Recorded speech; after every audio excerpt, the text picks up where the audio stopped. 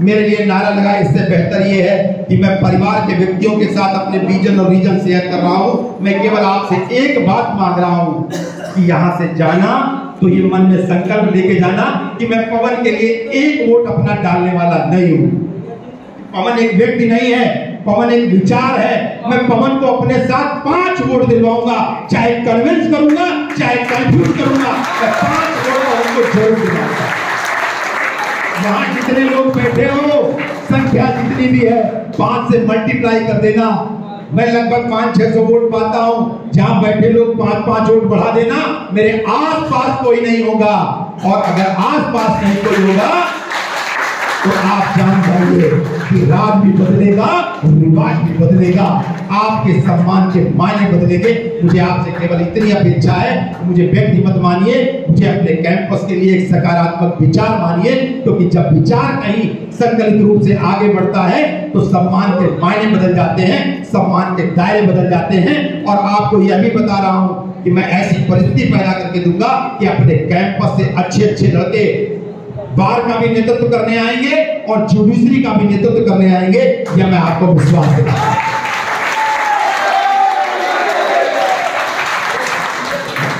अभी आप देखते हैं न्यायपालिका आपके अगेंस्ट है, ऐसा वायुमंडल बना दिया गया।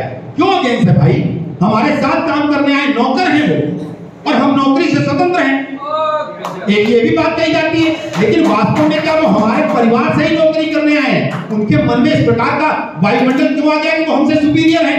इसका दोष भी बार के ऊपर जाता है, क्योंकि बार का प्रतिनिधि जब अपरिपक्व होता है और जाकर उनके सामने सिर्फ एप्लीकेशन रख के ये कहता है कि इसको साफ कर देना, तब वहीं पर सारा खेल खत्म हो जाता है। अगर बार का प्रतिनिधि परिपक्वता के रूप में ये कहे कि इस एप्लीकेशन के ये कंटेंट्स हैं, ये लीगल फैक्ट्स हैं और आपको करना पड़ेगा, नहीं आपके लिए स्थितियां कठिन हो जाएंगी, तो मैं करने के लिए बाध्य होंगे। आज पूरे कैंपस से काम खत्म हो गया है।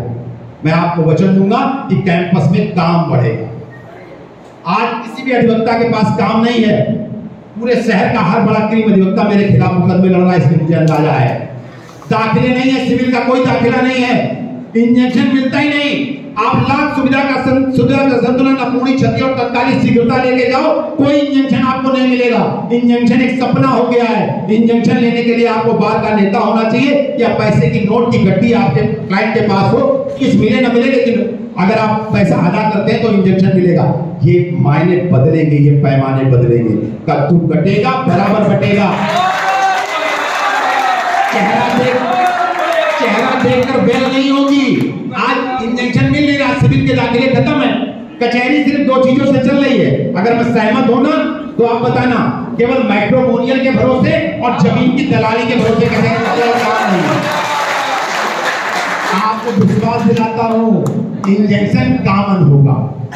जो एप्लीकेशन में सुविधा का संतुलन, अपूर्ण क्षति और तत्कालिक शीघ्रता प्रदर्शित करके जाएगा, इंजेक्शन मिलेगा। लोक अदालत में 2.25 लाख मैटर का डिस्पोजल होता है, डीजे और पूरी जुडिशरी का कोटा बनता है, उसमें अधिवक्ताओं की कोई हिस्सेदारी नहीं होती। क्यों नहीं होती भाई? 2.25 लाख मैटर का डिस्पोजल हो रहा है तो उसमें 2.25 लाख वकालतनामे भी तो लगने चाहिए। 6000 अधिवक्ता और 2.25 लाख वकालतनामे, हर अधिवक्ता के 20-20, 25-25 वकालतनामे लगेंगे। 4-4, 5-5 हजार रुपए तो नॉर्मल में भी लोक अदालत में अधिवक्ता के पास आना चाहिए। मेरे कालखंड में लोक अदालत अगर निपटेगी, उनको क्रेडिट मिलेगा, तो अधिवक्ता परिवार के पास भी आंशिक क्रेडिट आएगा, ये आप विश्वास रखिए। इंजेक्शन कॉमन बना दूंगा, इंजेक्शन कॉमन होगा, सबको मिलेगा। जो झूठ बोलकर लेगा तीसरे दिन खारिज होगा, उससे कोई फर्क नहीं पड़ता। लेकिन अगर इंजेक्शन मिलने लगेगा तो जितने भी प्रैक्टिशनर अधिवक्ता इस बात को जानते हैं कि लोग फिर वकील के पास आने लगेंगे। अभी क्या होता है, थानेदार के पास जाते हैं कि वो हॉक देता है, अपने आप इंजेक्शन हो गया। आज वकीलों के पास आना बंद हो गया। तो कचहरी में काम बढ़े, इसके लिए मैं अभी परसों के टीचर को मैंने यही कहा, हमने कहा इंजेक्शन लेते हुए क्यों आए कोई आपके पास? बोले चिंता ना करिए, अगर आपका साथ मिला तो ये परिस्थिति बदलू। तो बिना मैंने बहुत कुछ बात कर लेते हैं, बहुत कर लेते हैं। इंजेक्शन मिलेगा, बेल चेहरा देखकर नहीं होगी। पवन तिवारी की होगी तो सिद्धांत शुक्ला की भी होगी, आदित्य की भी होगी, और किसी भी नॉर्मल व्यक्ति की, जो भी अधिवक्ता है, कोई नॉर्मल होता नहीं, अधिवक्ता अपने आप में बड़ा होता है। सबकी बेल होगी, कद्दू कटेगा तो बराबर कटेगा। और नहीं अगर हुई नहीं होगी, और अगर होगी तो सबकी होगी, काम बढ़ेगा। मैं ऐसा वायुमंडल बना के आपको देने वाला हूं। मेरे इस संकल्पों को दृष्टिगत रखते हुए आपसे सिर्फ मेरा इतना निवेदन है कि मैंने आपका बड़ा समय ले लिया। जब बाहर निकलना, रात में सोना और ईश्वर से ये प्रार्थना करना सच्चे मन से कि मैं 5-5 वोट पवन तिवारी के लिए देने वाला हूं। साथ में ईश्वर से ये प्रार्थना करना कि इस बदले हुए प्रतिमान को स्थापित करने में मेरे संकल्प को वह अपना आशीर्वाद प्रदान करें। इन्हीं शब्दों के साथ मैं मेरी बात समाप्त करता हूं। जय हिंद, जय भारत, वंदे मातरम।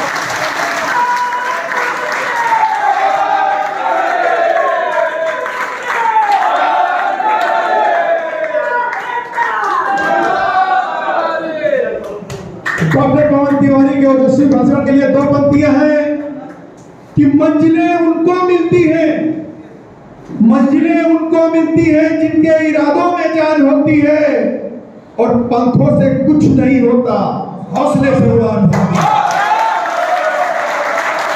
और आपके लिए एक पंक्ति कि अधर्म को मूक बनकर जो भी निहारे जाएंगे, अधर्म को मूक बनकर जो भी निहारे जाएंगे, भीष्म हो, द्रोह हो, चाहे हो कर्ण, सबके सब मारे जाएंगे।